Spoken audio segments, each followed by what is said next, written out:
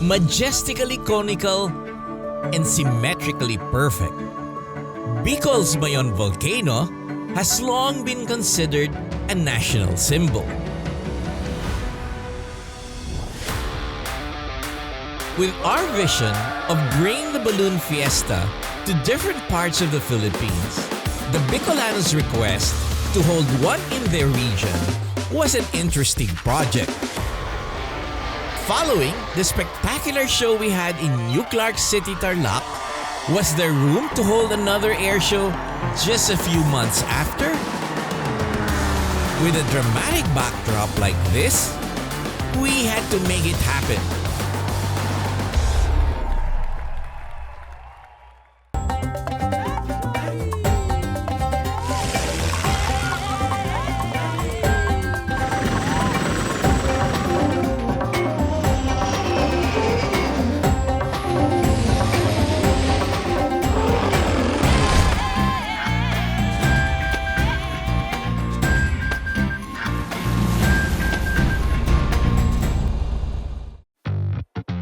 After an incredible comeback at the New Clark City Sports Hub in Tarlac, the Philippine International Hot Air Balloon Fiesta has certainly hit the ground running. For many years, I have discussed the possibility of holding the air show outside of Central Luzon with several interested provinces. This soon began to materialize as further discussions with Congressman Saldico of Bicol turned into planning sessions and site visits. The Bicol region sits in the southeastern end of Luzon. Its capital, Albay, is about 400 kilometers from Manila. Landing in its biggest town, Legazpi, you are immediately welcomed by a stunning sight of the Mayon volcano. For the Balloon Fiesta site, we thought of utilizing the old Legazpi Airport, which serviced the province since 1946, but has been replaced in 2021. It was a good area with ample space for spectators as well as the ground and flying activities. The best part about the venue is an unobstructed view of majestic Mayon, which will be the perfect backdrop to the hot air balloons. We would also be benefiting from the airport's long runway, which is more than 2,000 meters in length. This will let us use a fixed-wing aircraft for the skydiving team I plan to invite from the United States. I also plan to bring back the Global Stars Aerobatic show, but instead of a solo act, we will have 2 extra 300 aircraft. With everything put carefully in place, we went ahead and announced the first ever Hot Air Balloon Festival in Bicol. The local and international pilots soon arrived, and we were warmly welcomed by the Bicolanos. Good afternoon, everybody. Thank you for joining us this afternoon. I would like to say that I'm very happy that you have a congressman here in Bicol who is aviation-oriented. He sees the big potential of balloons, not only for advertising, but also for tourism. It's the only activity that's very international and gives attention worldwide.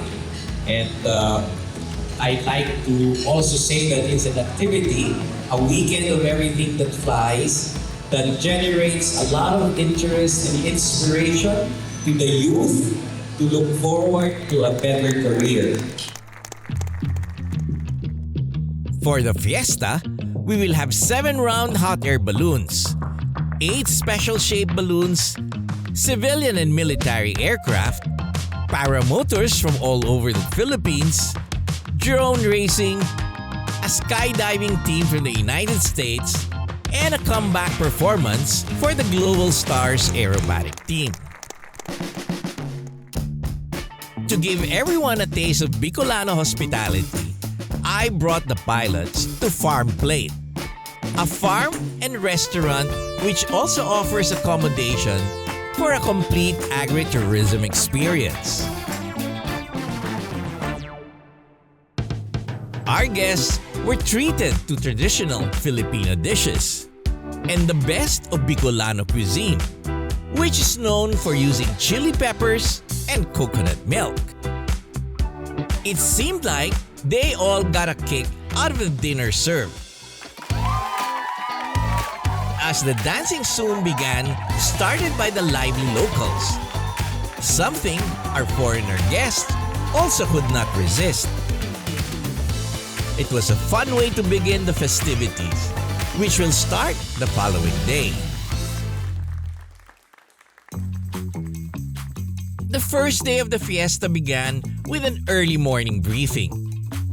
Since it was a new venue, we made sure that everyone was on the same page. As the Kodiak jump plane took off with the Philippine flag, Mayon decided to show herself in her glory. As we waited for the skydivers, we did the traditional first burn, with the rest of the balloons following suit and starting to inflate. Shortly after, all eyes were on our skydivers as they jumped with a big flag. Ladies and gentlemen, the Philippine National Anthem.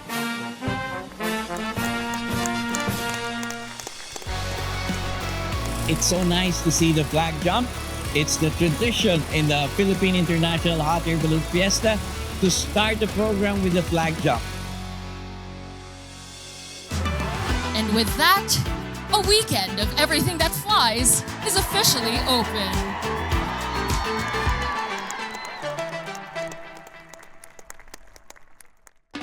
Up next, the skies of Albay have never been this colorful.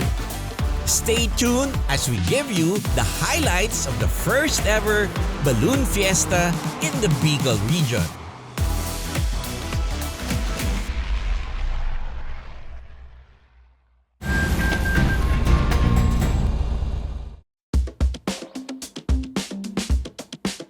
The balloons soon began to rise in front of towering Mayon.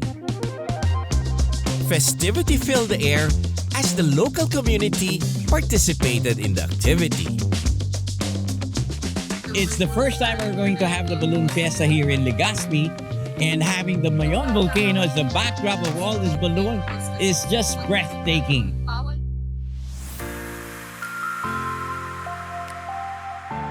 We had our round hot air balloons and several special shapes. The Cartuja Monastery, Bidu the Blue Dog, Buster and Bella, Sky Runner, Nelly the Pink Elephant, Dino, and Party Balloon.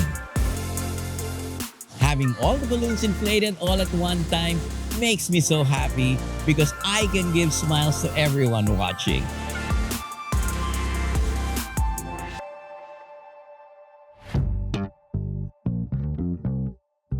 Various paragliders and paramotors enjoyed soaring alongside the hot air balloons. So all these paragliders came from different parts of the country. From the north, from the south, from the east, the west.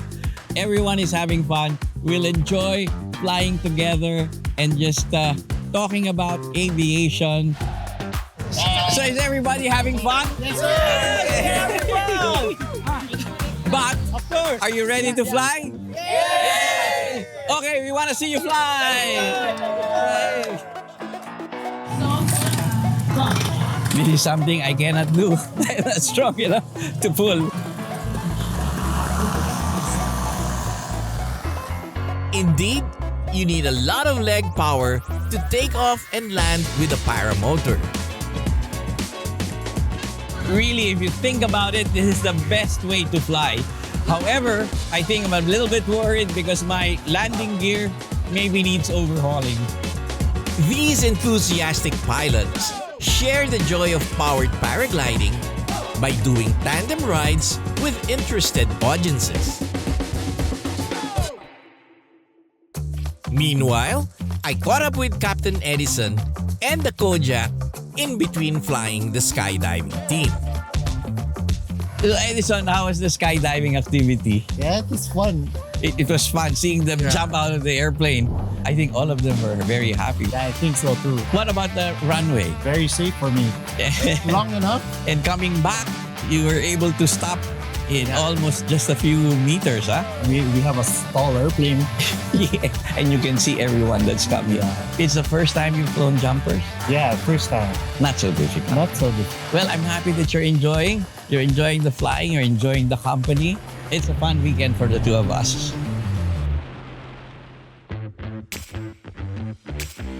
The skydiving team from the United States were jumping in the Philippines for the first time. They called themselves Cash Cows.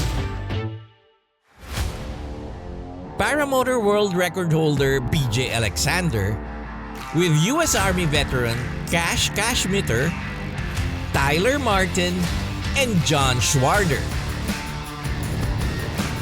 They also took some brave individuals for tandem skydiving, including our fiesta host, Vanessa.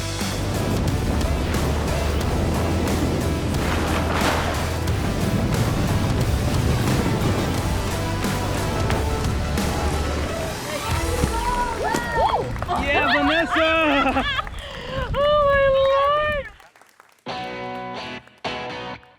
Students from various flight schools also joined the activity, dropping some floor bombs to practice some precision flying. So we have our first plane. Wow! Ang lapit nun. The Philippine Air Force also displayed some of their air assets, including a Black Hawk, Agusta helicopters, and the MD-500, and an astounding flyby of the FA-50 fighter jets.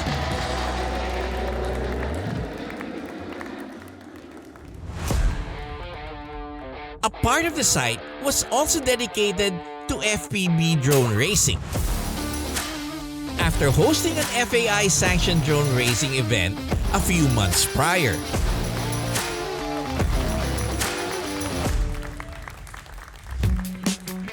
RC models, expertly built miniature versions of aircraft and other machines, also took off from the runway, to the delight of the kids watching. Various booths and displays could also be found in the fiesta grounds, continuing our tradition of the fly market. Of course, the best Bicolana dishes can also be sampled in the many concession booths.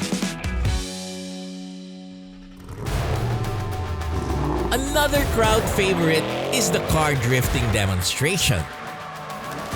High-speed oversteering while maintaining full control of the car is certainly exciting to watch, and even more thrilling to experience.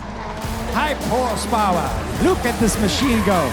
600 horsepower right there in your face. All right, all right, all right. Let's go!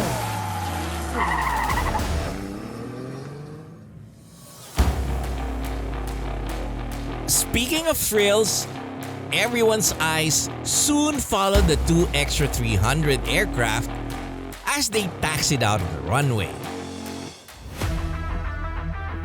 Alternately flown by team leader Mark Jeffries and pilots Chris Heames and Chris Burkett, the Global Stars Aerobatic display team took to the skies doing world-class maneuvers with their trademark dotty smoke trails and skywriting.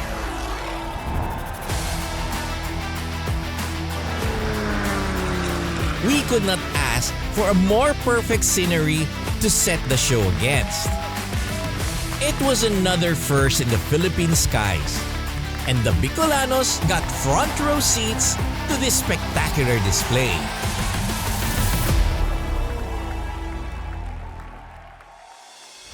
Up next, more fiesta action as the balloons and aircraft fly over Bicol, from sunrise to sunset. Plus, find out who will win as I challenge the extra 300s to a race on the runway.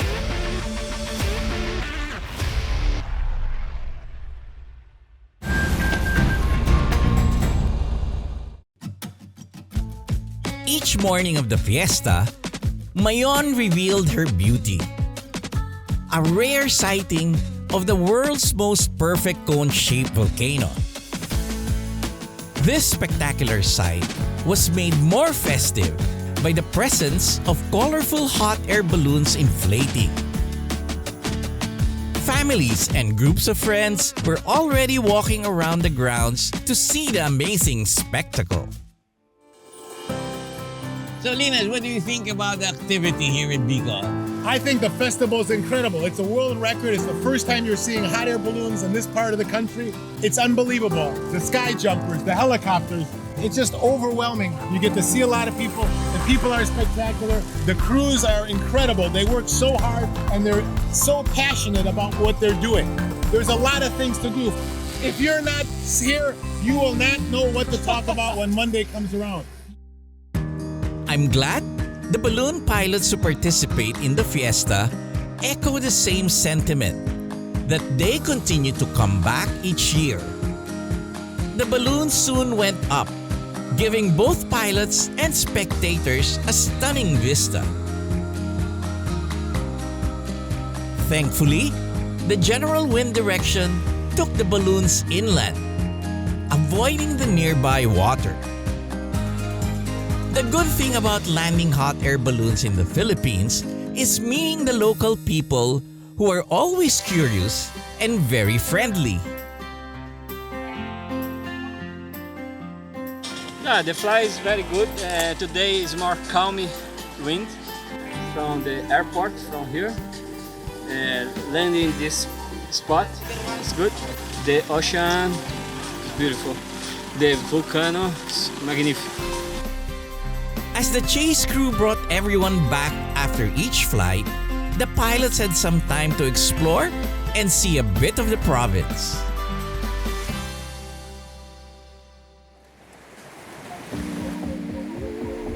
I took them for lunch to one of Albay's volcanic sand beaches.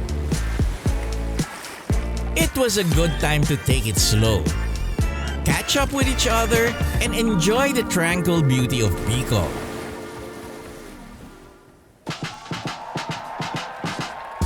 Meanwhile, back at the fiesta site, there were a lot of fun activities that audience members gamely participated in. The warmth and friendliness of the Bicolanos is something the pilots and participants cannot forget. In between the shows, the Global Stars team invited me to fly with them on the Extra 300. It's been a while since I've flown on an aerobatic aircraft, so I was glad to hop on.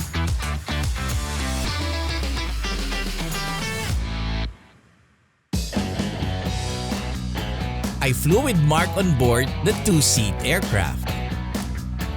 Soon, there was Mayon in the distance. I tried to enjoy the view while fighting off the G's. First time I'm seeing it as an inverted cone.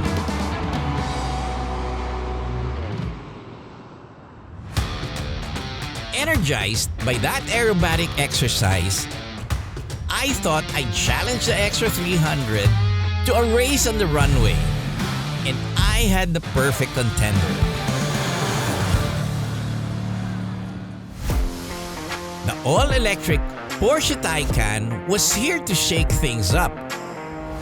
This four-door electric beauty is an extraordinary combination of comfort, technology, and style. And it performs as strikingly as it looks. Testing it on the runway, it took 2.8 seconds to go from 0 to 100 kilometers per hour. According to reports, it can reach a maximum speed of 230 kilometers per hour. But how will it do pitted against the Extra 300. The Extra 300 is also German designed and built. And with its sleek look, it does have a commanding presence. Made to withstand impressive amounts of G-forces, it is a unique combination of speed and control. Also, it can reach speeds of 340 kilometers per hour. Seems fair enough. So it will be me on the Taycan versus the two Extra 300s on a straight line drag race across the runway.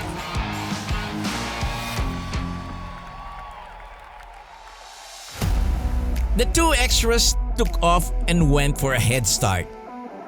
Meanwhile, I positioned myself at the end of the runway.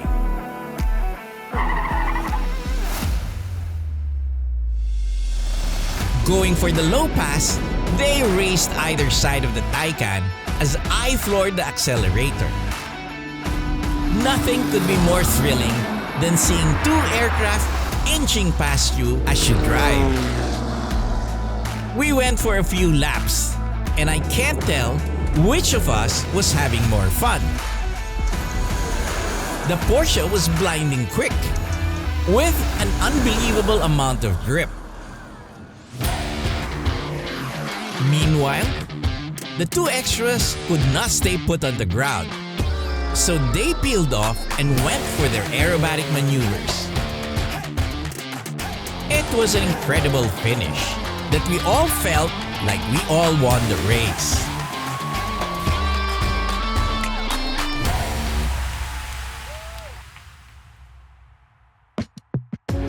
As the sun set over Mayon, the evening show began with another exhilarating display by the Global Stars aerobatic planes.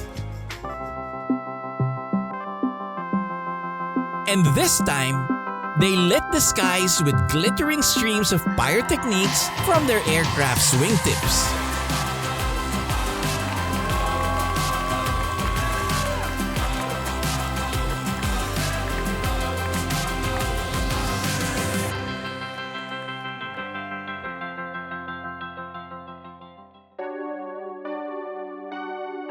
Meanwhile, the hot air balloon pilots and their crews came back to illuminate the grounds with a rhythmic dance of flames during the candlelight burn. The burners fired up to the beat of the music. After this astounding display, the night sky became the stage for a captivating drone performance.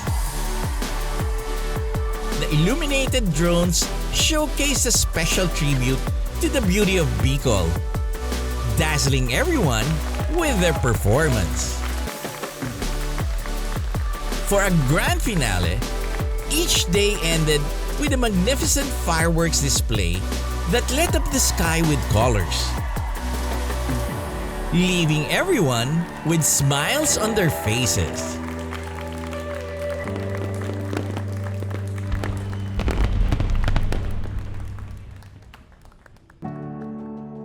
Often covered with clouds and shrouding herself in mystery, there is a local saying that Mayon volcano only reveals herself to those of pure hearts. With 3 days of clear sightings, we are content that our good intentions have been rewarded by the color and smiles we brought to Bicol. This has been your captain, Joy Roa. See you in the next Asian Air Safari.